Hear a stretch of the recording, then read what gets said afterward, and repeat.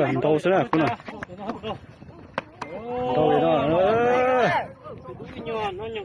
chun tao nó mò thế. Ôi vô, nhưng lòn đâu nhưng mò nó sẽ là đâu đi chán này vậy. Ôi, tao cho rồi. Sao sống lên đâu?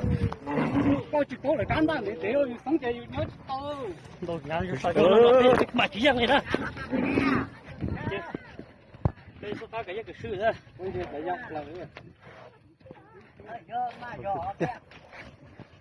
Tao luôn thấy gì đó. Tốt để tụi lâu nữa ní có khảo. Ôi tao đó.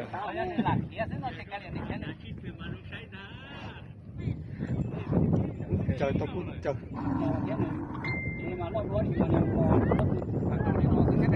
Chỉ là do thế nào tao phải bể thôi nhục chơi mình gì chứ.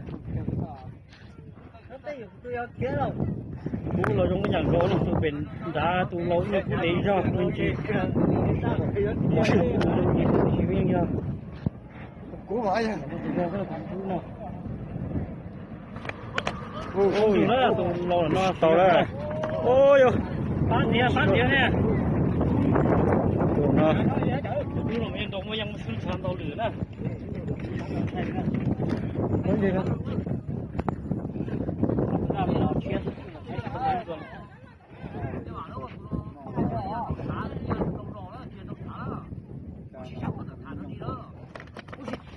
Ôi, sao mình trụ đây?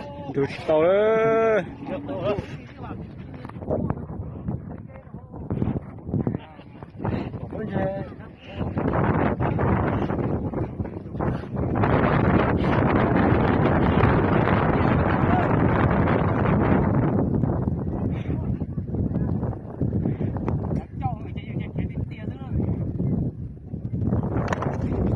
Đây cái mình chỉ là stop kia là